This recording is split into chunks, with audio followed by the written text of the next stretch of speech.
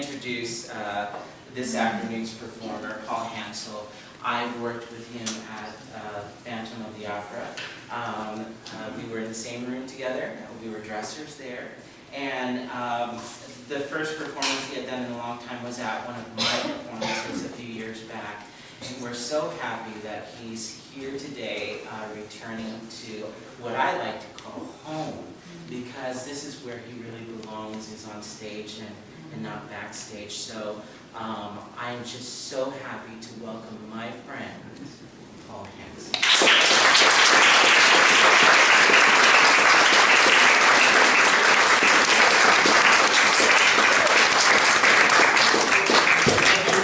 Here today. Before we start, I would like to give a very warm thank you to Camille and the Gateway Foundation for opening up Hattie's house.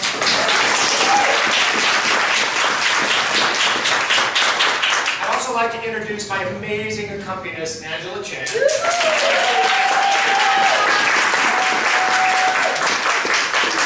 She's the Asian one.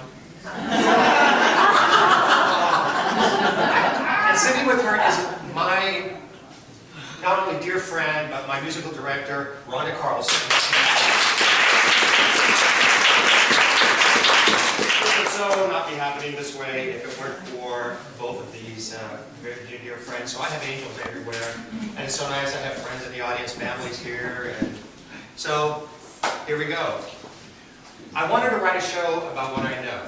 That would be food, music, and relationships, at least my perception. Now, food is something that's very personal to me. When, food, these three things are very closely intertwined in a very powerful and personal way for me. When I offer something homemade to you, I'm giving you a little piece of my heart and my soul. So, when I get a new recipe, I always take the basic recipe and I like to embellish it, change it around a little. For instance, my Grandma Swift's cranberry sauce cake. It's a wonderful cake. It's a bun cake. It's delicious. But what I did was I make my own homemade cranberry sauce so I can adjust the sugar. I thin out the frosting and make it a glaze, so I have this beautiful. So it's the same cake, but it's mine and it's personal. I like to share probably the oldest and fondest memory of food and love that I have. And it was at 116 Continental Street in Henderson. I was about 4 or 5 years old. And I was sitting in the kitchen watching Mom bake a cake. And when she was done pouring it into the pan, she asked the almighty question, do you want to lick the bowl? Oh, Lord. So she handed me that big wooden spoon and that white bowl full of yellow cake mix. I was a happy little boy. That was a good day. Just the three of us, me, Mom, and Betty Crocker. Okay, well, moving forward a little bit. Now, I just spent the last 3.5 years at Phantom, the Las Vegas Spectacular. Well, you know, it's now in the history books, and I had a great time there. It was a great paycheck there, too. But once the show closed, I had some time to bake, to sing, and to think about what I wanted to do. Well, I thought I would get into something steady, like acting. I could do a Broadway show, I could do a national tour, I could do Your Lawn. Wishing that I had a job again, knowing that I never will. For those who perform, unemployment is norm. That's why I'm here and now, knowing that I'll never live a life that's retired and soaking up the sun. Might as well sing and make everything, so I'll live here and now. Meanwhile, if you don't mind listening, I could use employment. I'll do yards or scrub your toilets, make for your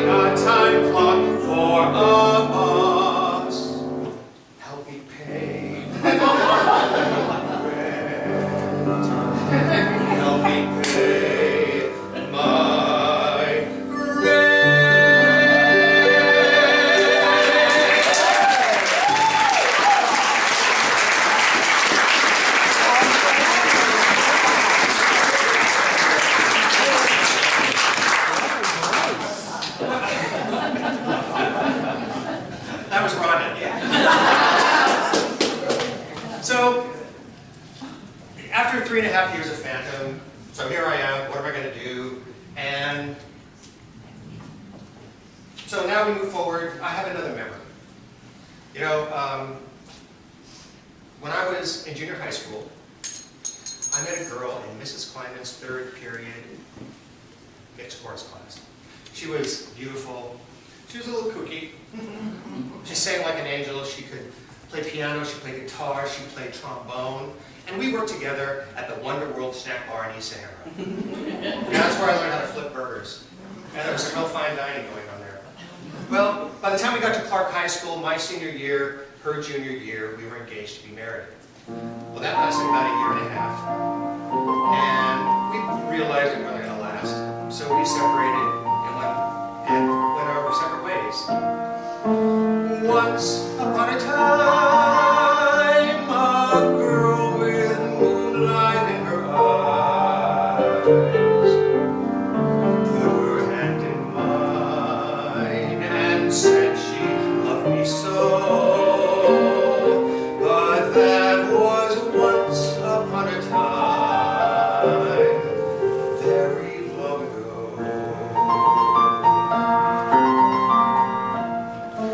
Once upon a hill we sat beneath a willow tree, counting all the stars and waiting for the dawn. But that was once upon a time, now the tree is gone. How the breeze ruffled through her hair, how we always laughed as though tomorrow wasn't there. We were young and didn't have a care. Where did it go? Once upon a time, the world was sweeter than we knew. Everything was ours, how happy we were then. But somehow, once upon a time, never comes again.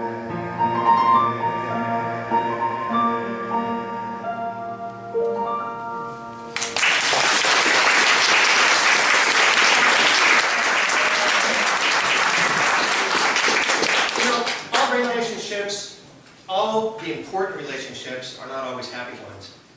I met my first boyfriend in 1975. Yeah, here we go. On the stage of the Jimmy Bailey Theater at UNLV during a production of Jesus Christ Superstar. Well, this was a hormonally driven relationship.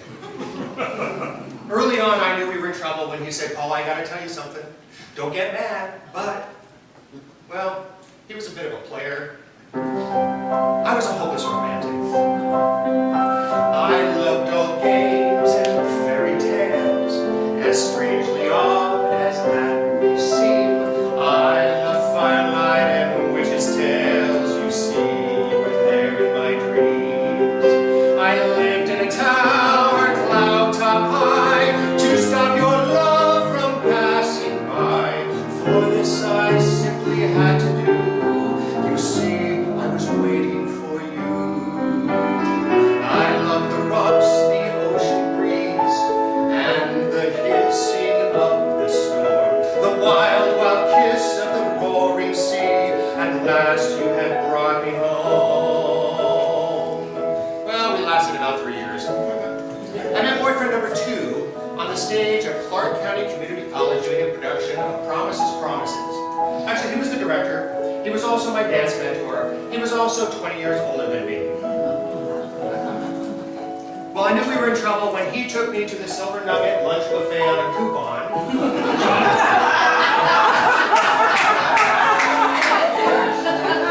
And told me that he was going to host and pay for a huge New Year's Eve celebration for his friends at Pamplemousse. I was not invited. But I was still a hopeless romantic. You leaped buildings in single bounds, although I well may ask you how. You paid the moon just like a hound. I knew I adored you now.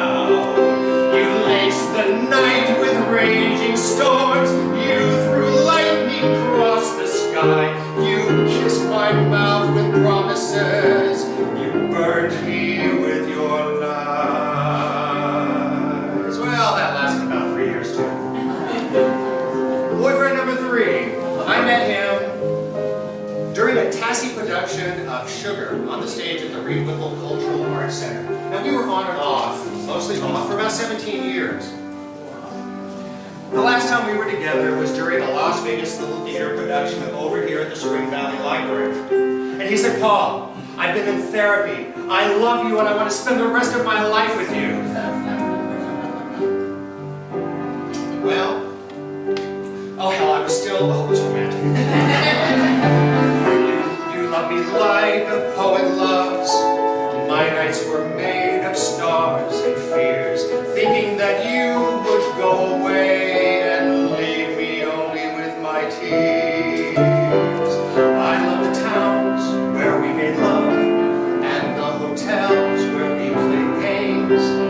You thought I'd never live it down, yet you see, I've forgotten your name.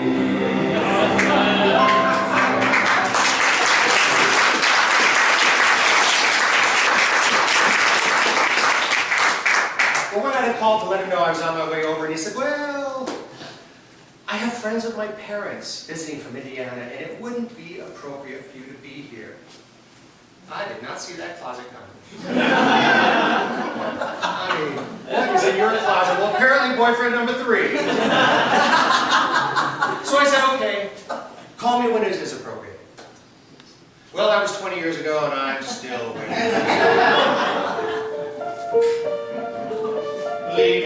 Leave you, how could I leave you? How could I go it alone? Could I wave the years away with goodbye? How do you wipe tears away when your eyes are dry? Sweetheart, lover, could I recover? Give up the joys I have known. Not to fetch your pills again every day at 5. Not to give those dinners for 10 elderly men from the UN. How could I survive? Could I leave you and your shelves of the world's best books and the evenings of modern looks?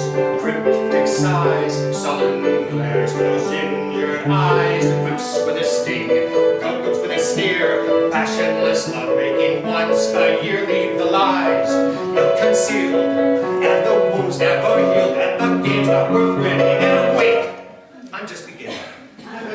What? Leave you, how could I leave you? What would I do on my own? Putting thoughts of you aside in the south of France. Would I think of suicide? Darling, shall we dance? Would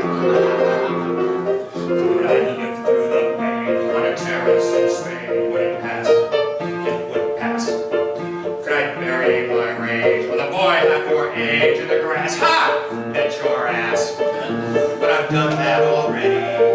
Or didn't you know, love? Tell me, how could I leave when I left long ago? Love, could I leave you? No, the point is, could you leave me?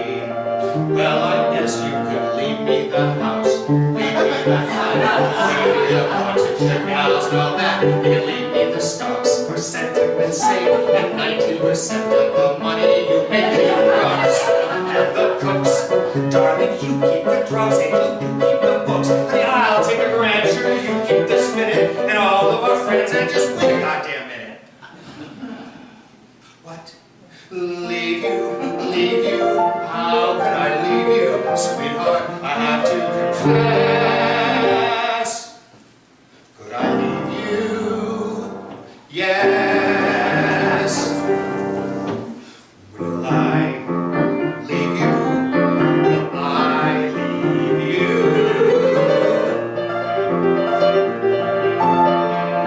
Yes.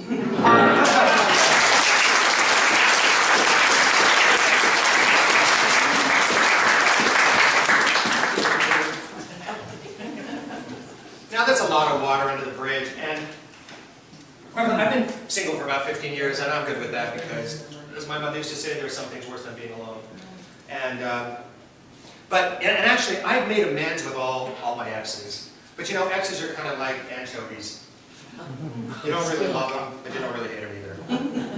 So, but one thing I've learned is who and what I am and who and what I'm looking for.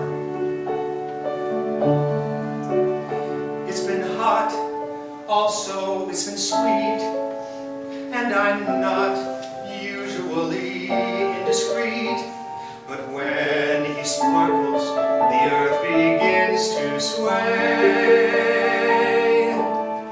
What more can I say? How can I express? How confused am I by our happiness?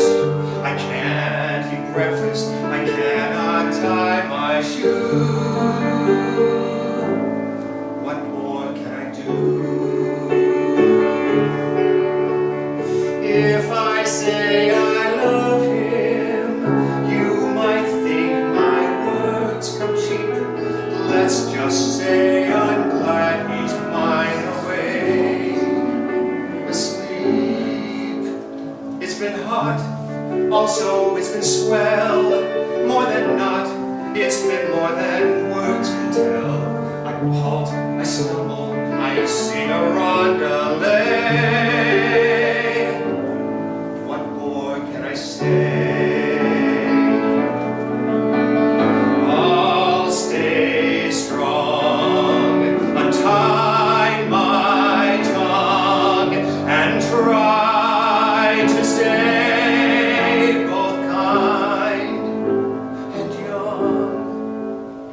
I was taught never brag or shout, still it's hot, just like how you read about, and also carry and never too uncouth. That's the simple truth.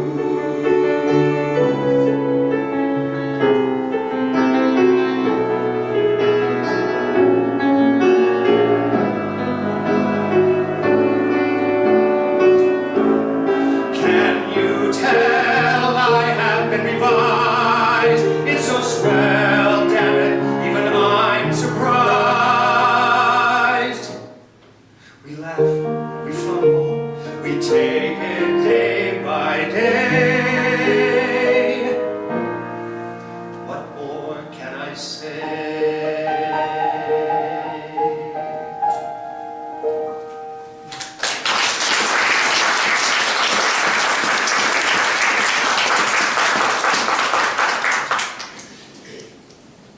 Every 5th of May at Phantom, we celebrated Cinco de Mayo.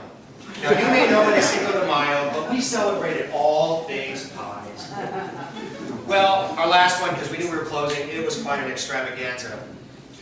Maureen Dodson, one of our actresses, came up to me and said, "Paul, would you please make a buttermilk pie?" She said, "My grandmother used to make it for me, and she's been dead for years, and I would love to taste a buttermilk pie again." So I got on the internet, and I found a recipe, and I made a practice pie. I never had one before. I took a taste and went, "Hey, this is pretty good." So I baked another one, and I took it in. And it was in the dressing room, and Maureen came in, and she cut a piece to take home with her. And then she took a little taste of the pie. And she smiled, and tears filled her eyes, and she said, "That's my grandmother's pie." And she hugged me, and she said, "Thank you, Paul." I have never felt like this. For once I'm lost for words. Your smile has really thrown me. This is not like me at all. I never thought I'd know the kind of love you've shown me. Now, no matter where I am, no matter what I do, I see your face appearing like an unexpected song, an unexpected song that only you are hearing. I don't know what's going on, can't work it out at all, whatever may you choose me. I can see it in your eyes, you look at me as though you couldn't bear to lose me. Now, no matter where I am, no matter what I do, I see your face appearing like an unexpected song that only we are hearing. I have never felt like this, for once I'm I'm lost for words, your smile has really thrown me. This is not like me at all. I never thought I'd know the kind of love you've shown me. Now, no matter where I am, no matter what I do, I see your face appearing like an unexpected song that only we are hearing. Like an unexpected song, an unexpected song. I sold 14 buttermilk pies to the pastor. Thank you, Lorraine.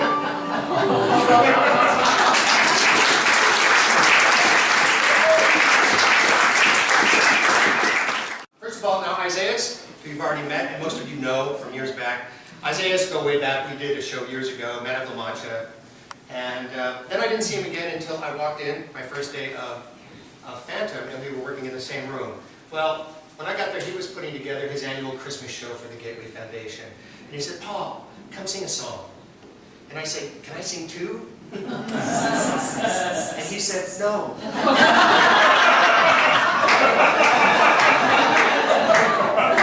In all fairness, that was absolutely the right decision. Anyway, my dear friend, I'm so glad you're here. So I would like to reintroduce Isaiah Urrabazo.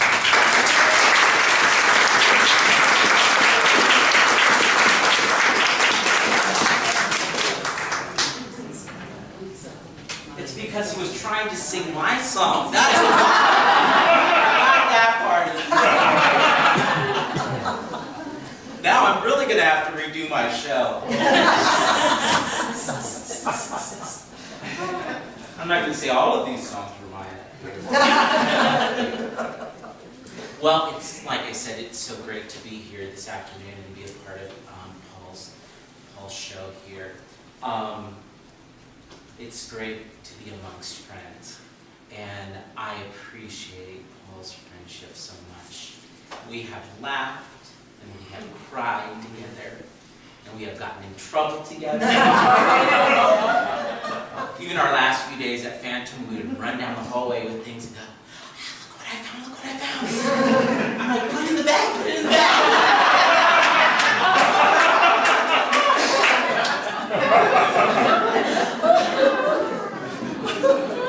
And then we go by this wonderful table of jewelry, which we were told we could have 1 or 2 pieces. And Paul would say, "Oh, I didn't get mine yet." And then I would go, "I didn't get mine yet either, Paul." Well, we got 2 every hour. That's what we did. But they didn't say. Well, we couldn't have 2 every hour.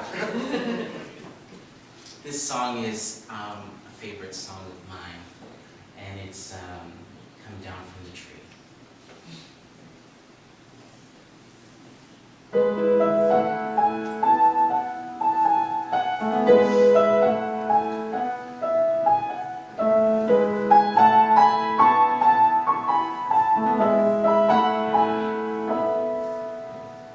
Come down from the tree,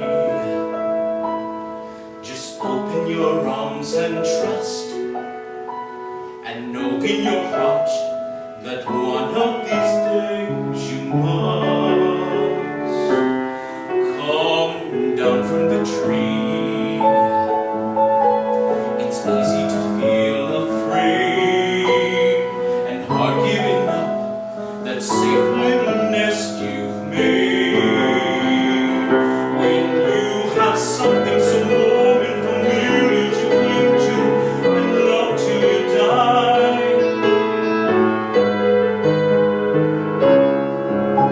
And hold on. Yes, I know. But down below is where you must be. And what you were meant to do. So hold out your hand and listen to someone who was once in a tree like you.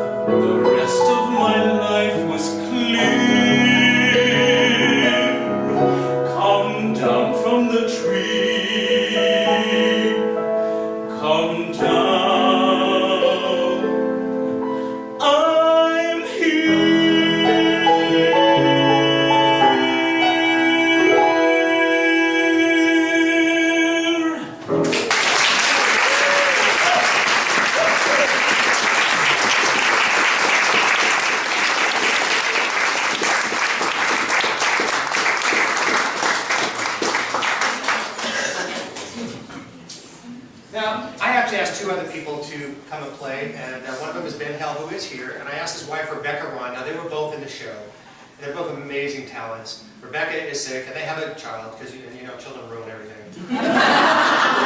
But Scarlet Rose is totally right. Anyway, that's a whole other show. So Rebecca would have been here, and so I say that's the only reason Ben gets to sing 2 songs, because he's representing. Now, Ben Hale is the one of us who's actually in the show. And I actually got to dress Ben, and we always had the most fun. He's just one of my favorite people, and he and Rebecca and Isaiah were the 3 I thought of that have to come play. So, but when I think of Ben, I think of all things root beer. Now, Ben loves root beer. And so one day, and what I do occasionally, I went and got all the recipes of root beer things I could get. So I brought in all this stuff one day, and I had root beer cakes, and I had root beer cookies, and my favorite was root beer barbecue sauce. So we had a root beer extravaganza that day. Now, Ben is threatening to open a root beer emporium, and I get to be the food and beverage manager. I can't wait. Anyway, I sing his 2 songs, one for him and one for Rebecca. Ben Hale.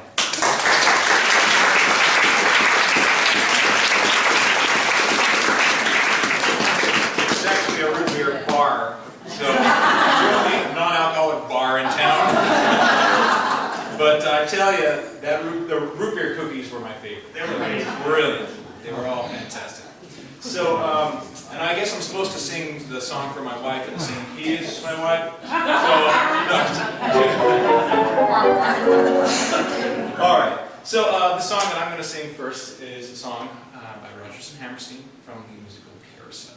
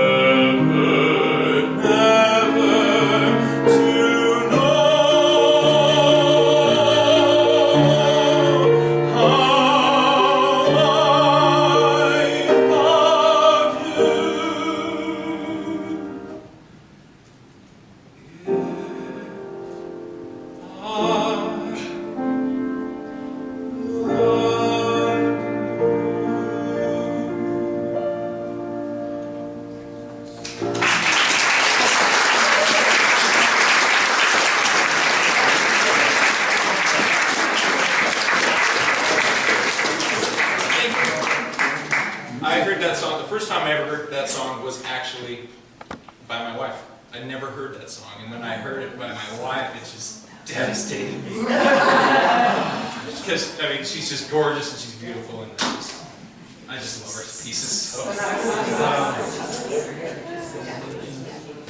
So, my second number is a little more lighthearted, but it's about love as well. This is a little song by the Beatles.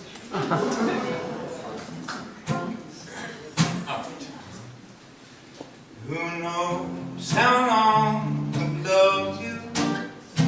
You know I love you still. Will I wait a lonely lifetime? If you want me to, I will. For if I ever saw you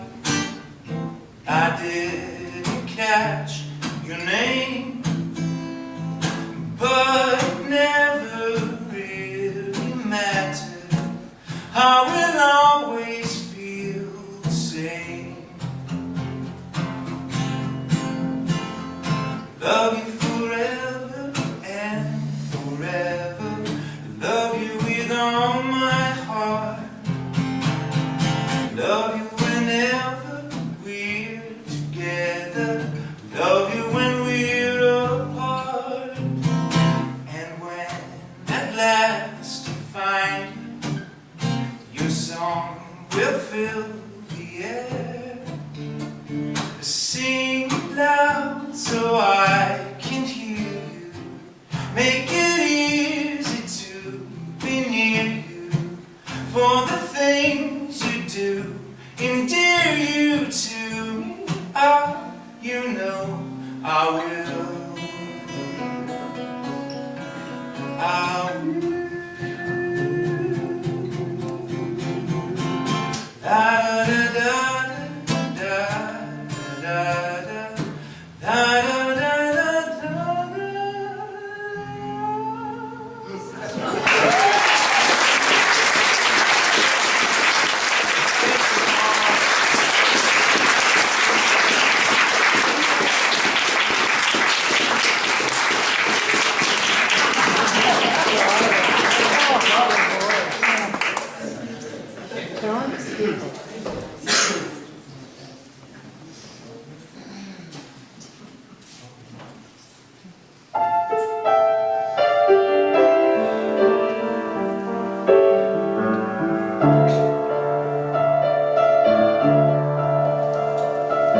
In spite of all, we're still together.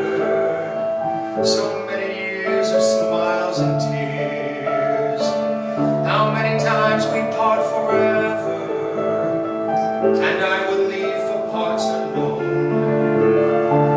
A day, a week, and I feel terror and crumble on the telephone, and in bed we play confessions and tell the truth, what truths we knew. That's how it's been with me and you, and start upon a new digression.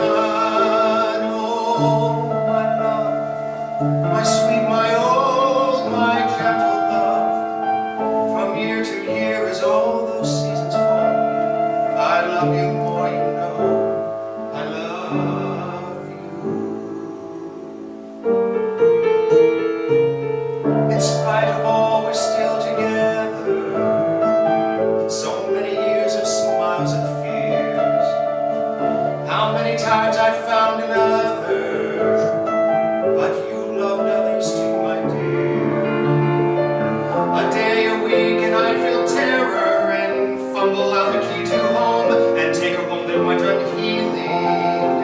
For you forgive without forgiving. Of course we went on living, our sorrows locked in Christmas seals. Oh, my love, my sweet, my old, my gentle love. From year to year as all those seasons fall, I love you more, you know. I love you. And sometimes we were almost open, and sometimes we would almost touch. I think we wanted very little, but that always seemed too much. And did we say we wanted children? I really cannot quite recall. What we wanted was a freedom to dance through life. I think that's all. We are just surrealist pilgrims, melting clocks in marble halls. Oh, my love, my sweet, my old, my gentle love. From year to year as all those seasons fall, I love you more, you know. I love you still.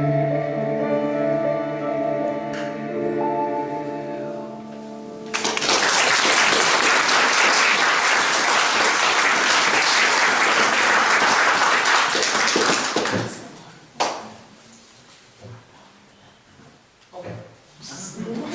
You know, I need notes at this point. My hair's gray, I need notes. When I was 9 years old, my dad had been gone for about a year. Mom said he was in California working and that he'd be home for Christmas. So I thought, oh my God, our family's going to be back together again. I was so excited. The holidays rolled around. We put up the tree, we wrapped the presents, we baked the treats, and then Dad was home. Oh, Christmas Eve, always my favorite. Christmas morning, opening up the gifts. And of course, at some point, we all packed it up, went over to Grandma and Grandpa Swift's for dinner. It was the most amazing day. Well, on the way home, Dad said, I'm going to stop and get cigarettes. I'll meet you at home. So we got there, and there was a letter from him on the table. And my mother gave it to my sister Linda and asked her to read it. Basically, he said, I have to go back to California, I have to go back to work, but I'll be home very soon to see you. And my mother said, well, that's not exactly true.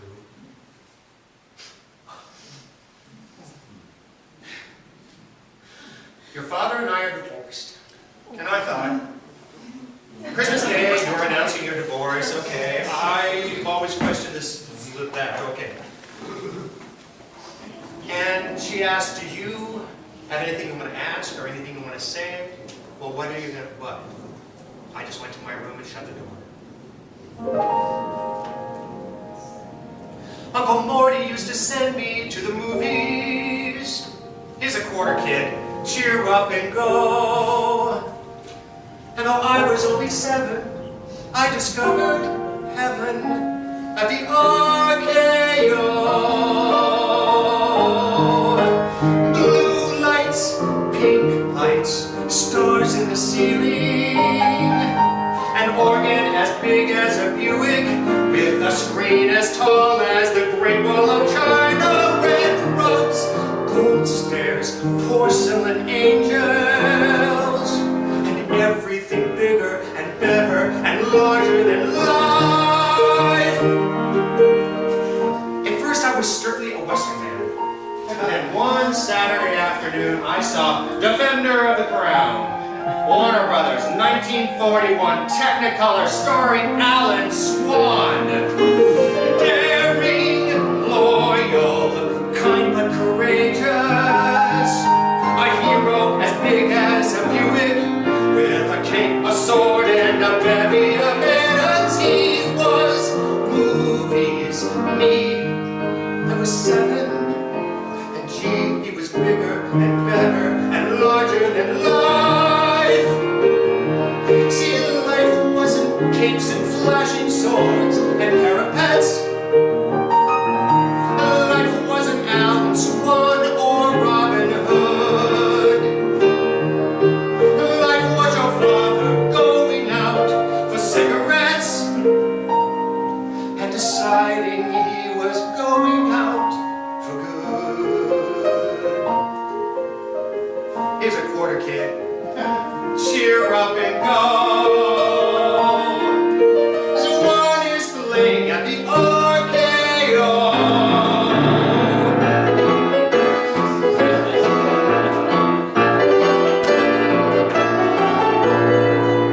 Sure, it was possible. If he met my mom at 34, maybe had a brief fling with her at his cabana at Chateau Marmont, then there is every reason to believe that there can be the slightest possibility that the man that went out for his Chesterfields wasn't my real father at all. I wasn't some stupid kid whose father got tired of him and walked out. I was the bastard son of Alan Swan. Daring, loyal, kind but courageous, a hero as big as I needed, in the Technicolor embrace of a minute. So on my hero and possible father, he stood and he fought and he never ran. Oh no, he was bigger and better and larger than life, and he lived for me at the RKO.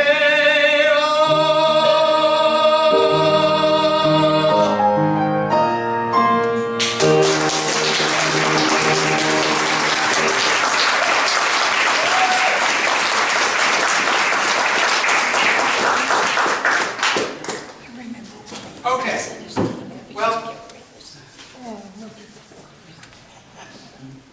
for years I never really shared my music or my food or my heart because I had to be perfect. Well, as a wise friend told me once,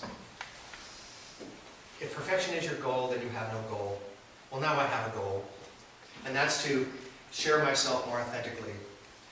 And one more thing I know is that I would not change 1 minute of my past because it brought me forward to here and now with you. And I can't think of anywhere I'd rather be. The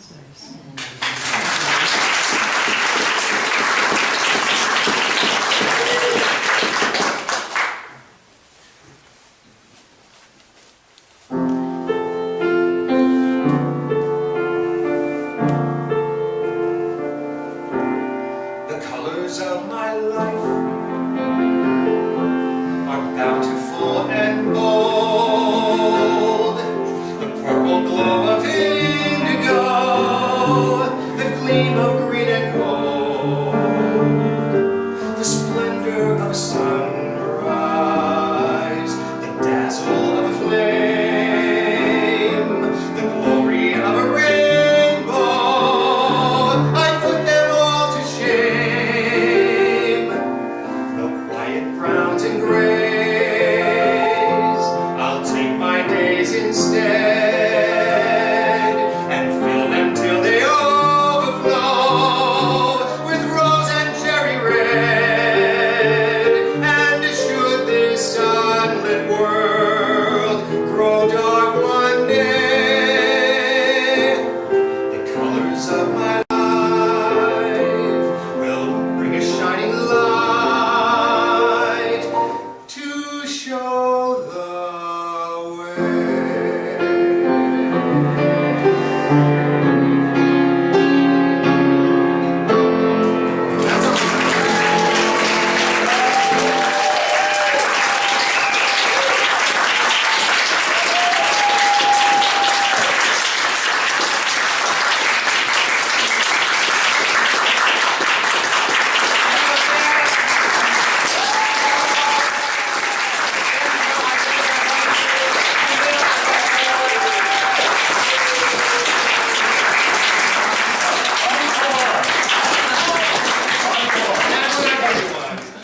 Actually, I do have an encore.